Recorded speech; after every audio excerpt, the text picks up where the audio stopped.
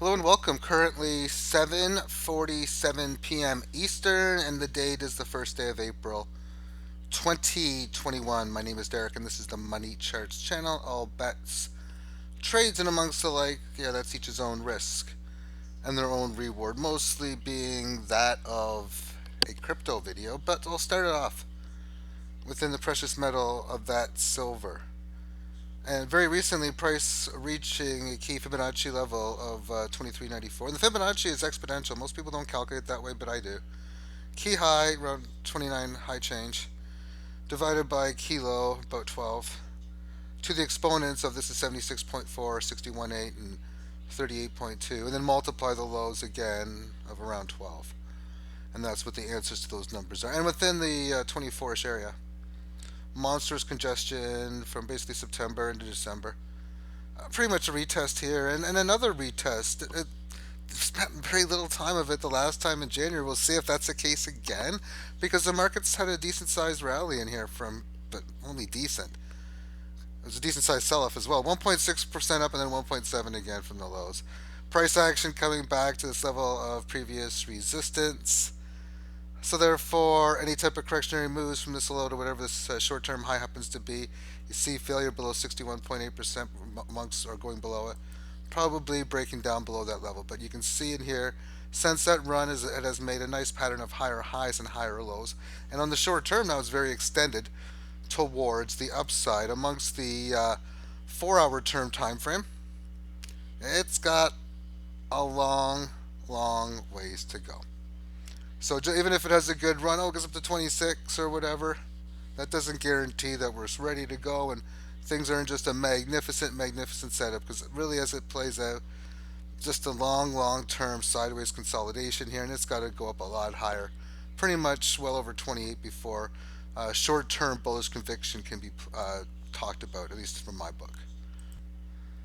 Now, onto cryptos, and this is just getting crazy. One of the things I say a lot in these videos are buyers in control of this market, and boy, are they ever. Price action 58,750, close to 8 p.m.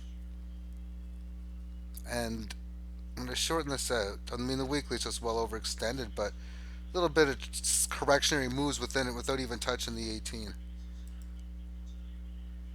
On the daily, a little bit of chance to go below the 18 here, but obviously that set a nice higher low to what looks like another higher low here just a few days ago. But the Fibonacci lines that I have in here is from this high to this low,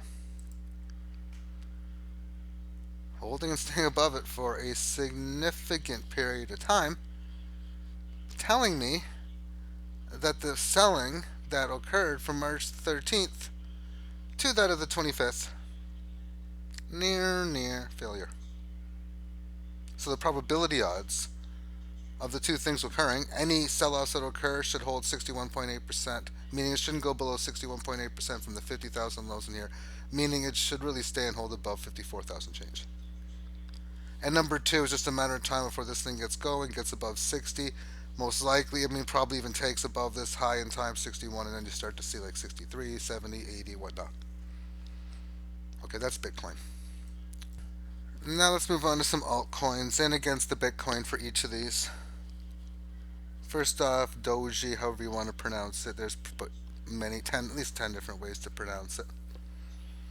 You don't get paid on pronunciation. What a move to go from like 22 up to like 200 and change, over 10x. 250 and change back to 80, so you lose 3 times with a significant higher low. Significant higher lower high with a move of about 150% or 2.4, 2.5x. But again, significant higher low. It's been going through a matching low, but microscopically higher low. And what was interesting is what's been going on today after the few days that precede it.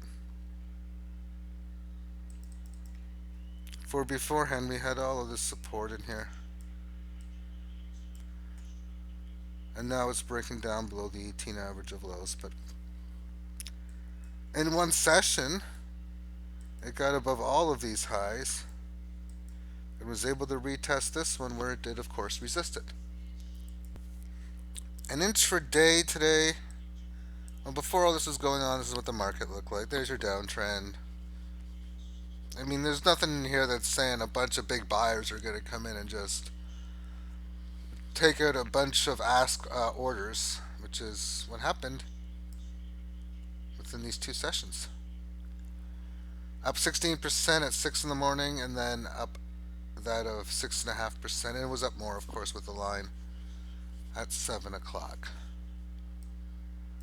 But we've seen it come back down again, just a smaller move compared to the other ones, but still relatively decent. And when you have a move like that, okay, real move, failed move, at least for even the short term, for that matter. Question mark. We don't know the. I mean, unless you know something else, you don't know the answer. So I mean, you know when it's going up, it's going to have to come back at some point. So you're watching this go up from like 90, 100, 110, 120, it even got up to it a bit more. You know, at some point it's going to have a decent sized pullback on the short term. Does it go 130, 150? Didn't, of course, but it very easily could have. So we've had the pullback. Now, how does it react to that pullback? Now, one thing you always seem to note that it just seems more times than not, even if it fails, you have a move like this, you're at least going to get your like lower high failed move, which is I did push too early, getting the drawing tool, but you're gonna have a little too early. Meaning, if it's a failed move, I'm gonna show you some examples, I suppose, with some other charts where it can get above and then fail later. So a lot of times, what I don't usually see is the price action go up, come back in, come to the 18, and then not have a move above the 18 average after it leaves the 18 for further decline. When I see further decline, usually first before that happens, you get some sort of lower high rally. But then when you have this low move going up, that is it going to be that the lower high rally, or is this going to be a real move? And the real move, of course, we have this rally. We come back in here. Now we're leaving the 18. Heck, we could easily have a big move breaking above this level of resistance. And if that's the case, where's it going to go to? Well, just earlier before, we were at 200 and 250. Now we're going to start retracement mode. And then who knows if, I mean, we'll see what happens if we get to there, if we can go higher. But at least before it gets there, there's a lot of possible big moves that could occur. Seeing like even like, a lower high move that could go to like whatever. Here's an example of this lower high move from this one here, by the way. So you go up, come back down. There's your lower high move, then it goes down more.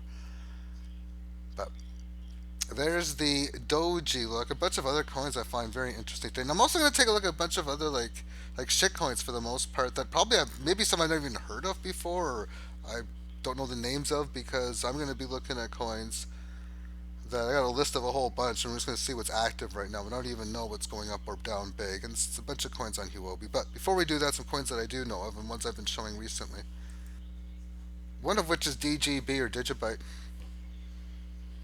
on the daily term. You were going down for, well, it's been going down for, a lot of these go down for long, I guess Bitcoin for a long time beforehand.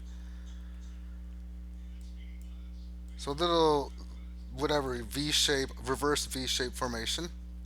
Markets go up, markets go down. Lots of interesting volatility that can be traded amongst this when it happens. And I mean, those types of actions I don't think are going to go away. The volatility will come and go at different times. But we have this gain in here and how it corrects from it. To me, I don't have to bring my fib calculator up. I can tell that's a 61, that's a high or low correction. How is it acted from this low? Comes up to this high and then it's done well within the 18. And today's session showing the exitation of the 18 average of high. So this has got the potential. We'll see what happens. Now on to Tezos, and I think this one's ready to go. You really can't tell too much on the weekly. I mean, it looks like it's a piece of crap. And it's not its value going down, it's just Bitcoin's going up, and a lot of other coins, again, having similar looks.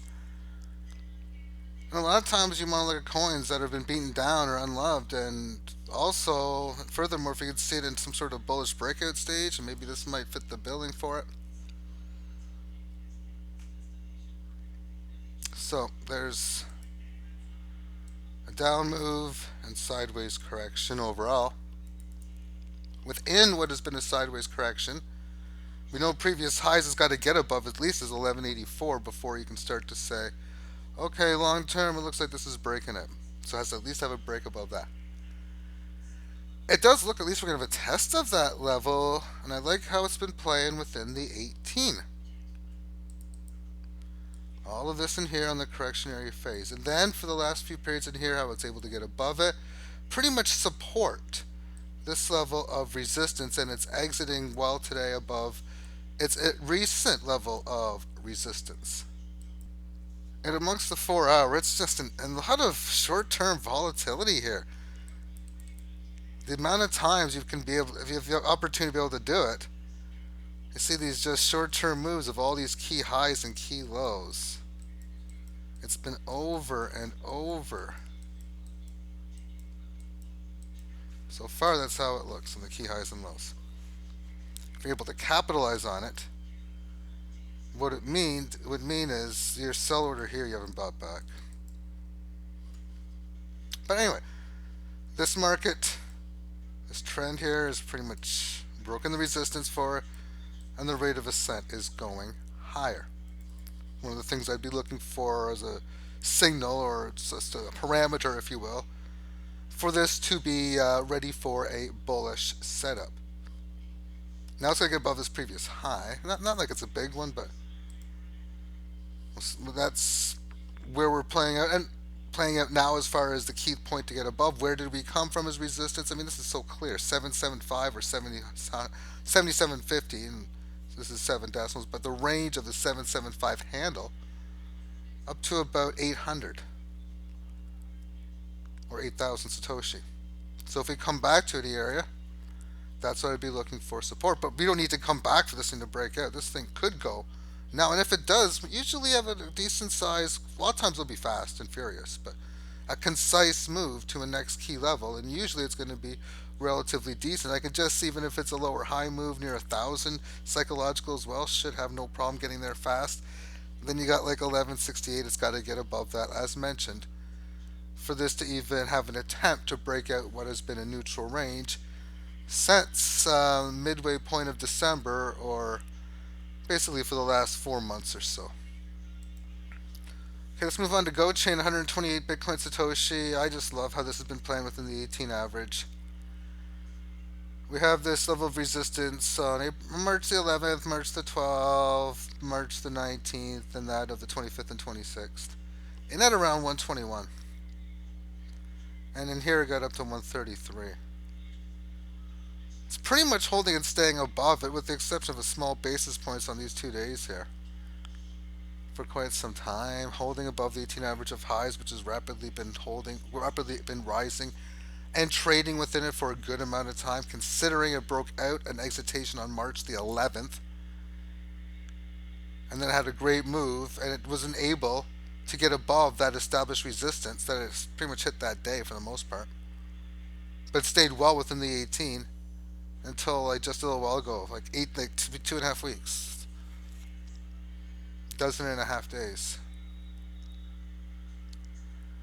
And that is just phenomenal, just to hold in there, have a test of time type of play or something as you look at it.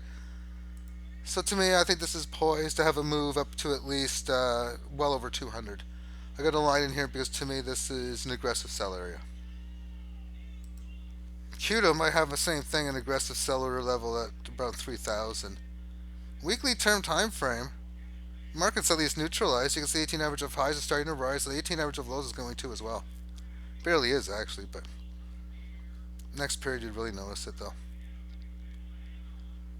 Had a break above the 18 average of highs, and within 2 periods immediately pulled back to the lows, but successfully holding it. Previous week getting above the high. So far this week holding and staying within its established resistance that it had the previous period. Daily term time frame. There's that fantastically large move that had a monstrous comeback move, and a decent, really maybe a little too much, an extremely high or low, which kind of contradicts each other in that.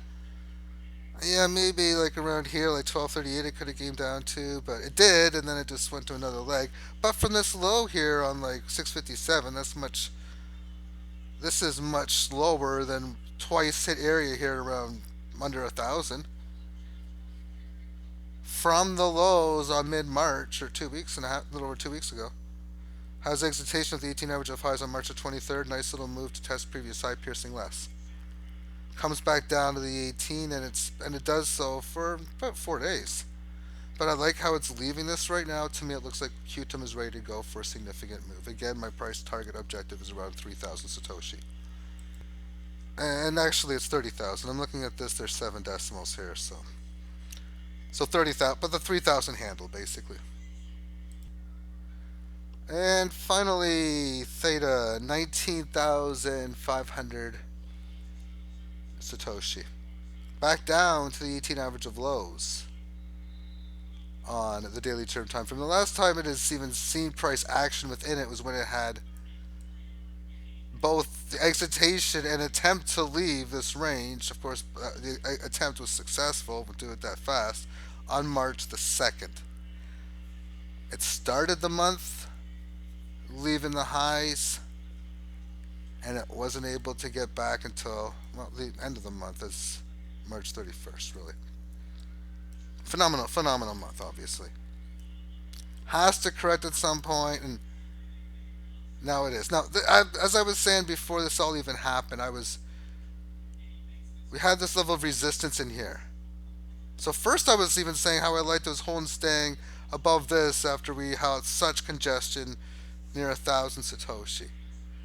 Then a retest of this level, seeing here with this holding your hold like this level of resistance, this and this, I was like, okay, that's cool.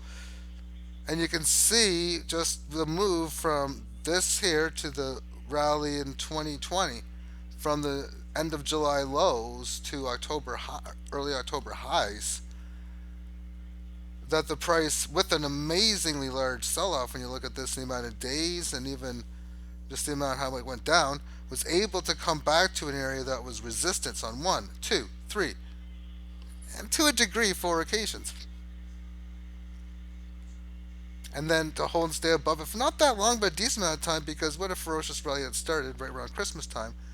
Because now, within the retracement mode, from key low, the December lows of around 3,000, and key high, which was the end of September highs, this is a type of pattern when you look at it. I've talked about it before. A failed move and Fibonacci is when it leaves 61.8% in the opposite way, and it stays away from it for a significant period of time, which is the approximate area of like under 6,000. So it held in, I mean, it had a little bit of a break below in the early parts of January, but from like January 25th or so, all the way into like, well, yeah, the end of February. So the last little bit of January, all of February, it was showing you the signals that this was probably going to do what it did. So how do you do, basically? Situation like this, it could easily correct more, because weekly term time frame, you look at this, I mean, the 18 is still a long ways away. As it went within this market, and we can see in here just on the 4-hour term time frame that the first sell-off move, and here's again a spot where there's always going to be from the high, just not always, but it seems way too often, you have a significant up move, you come back, you're probably going to correct within the 18, and then you're going to break the 18 to some sort of level, usually a lower high, it could be matching or even a little pierce extra high, and then it's going to ultimately have a decent sized move. And I kind of do hope it does come and test these areas, because I want to buy some theta back, and I have bought a bit back. And one of the things that I was doing on the way up was panicking, and I mean that literally to a degree, but in a good way, and I'll explain why. But I didn't expect this thing to get over 20 on this run. I was highly expecting like 18,000 to be a key area, and I'll be up to the 20. Okay, sure. So as it was making these moves way extended from these 4-hour chart and all these other time frames, I'm trying to think, where do I put theta into? Everything that pretty much passed the test I did. Gold and silver, yes. Did I turn it into Bitcoin? Yeah. Did I sell it for all the things I pretty much trade against my ratios? Of course. But then I'm trying to think of what can I sell it against. And then I'm looking at all these other coins, like I'm showing the Qtum, and a lot of those are because in the Go chains, I'm just trying to find something to sell theta for. And when it came down to it, one of the one of the things I also talked about before is how I short sold in the sense of, oh, I could sell maybe this many, but I'm going to sell three quarters or 80% or 60% of what I should sell. Well, I took advantage of like with some of it, especially against Tezos. So the fact that Tezos has had these gains higher lately, and this has been going down, has been fantastic because I oversold near the top area that I normally would have against Tezos and even some other markets. So thus, I'm able to get some buybacks already and for decent sized stakes, if you will. And I still got a lot way more ways, a lot more I want to get back within this run. But it has been just a fantastic, fantastic run. Now, one of the things I thought about selling this for, and I literally was scared shitless to do it. I didn't do it. Was the U.S. dollar. Am I scared of the U.S. dollar going way down, basically being worth nothing, and then the whatever dollars I get's got no value? Heck no. If it happens, I got all the gold I got all the silver I got the cryptos that I got. Okay, I'm fine. And I also got some paper rectangles that will lose some value in my call it one of my safes. It's not that. It's that. Well, first of all, the USDT, the tether, I don't trust it for any more than 30 to 60 minutes. So to trust it for days, weeks, or months, no. The coins like USDC and BUSD, a little bit more. Not majorly, but more so. I'm also not enthusiastic about the fees of taking these dollars off of exchanges and even off of like the atomic wallet. Some of them are just incredibly high. So that's why I was too scared. Never did any theta selling against the dollar for the purposes of really buying it back. But again, fantastic, fantastic run this has been. Now, let's see which.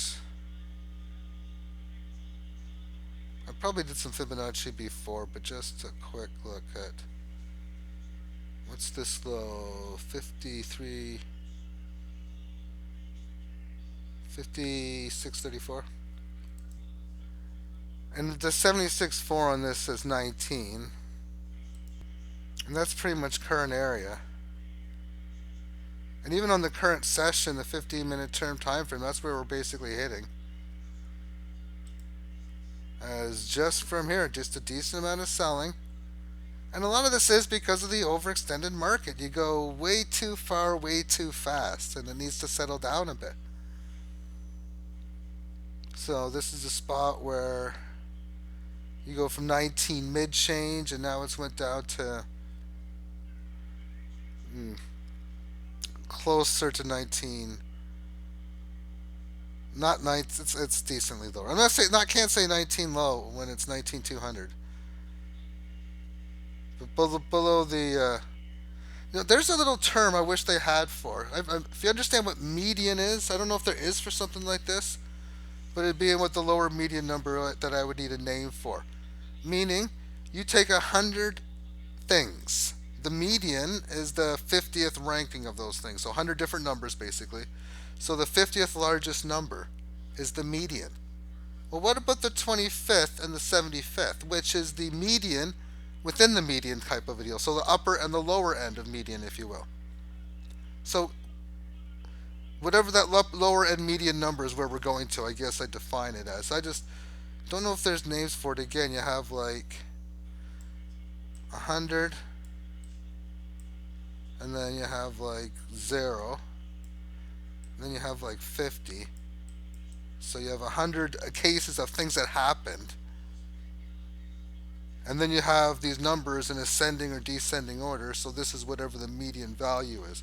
So these are just to me, because this gives you an idea what the middle of the best and the middle of the worst is. I don't know if people use that math. A lot of times I have to manually do it myself. I just don't know the words for it. So I almost feel like I'm in a backgammon world. And the reason why I say backgammon world is because it's not like I really played against really any pros. In fact, I've only ever played once against some person who knew what they were doing, knew a lot of stuff about the game. And I spent all my time playing against people on the internet and literally even playing my against myself because this one game you can literally play like, and it's easy to do kind of deal with just one person. But anyway, I just wish, I don't know if there's a word for like these two little levels. Thank you for tuning in. Have yourself a great day. Bye bye.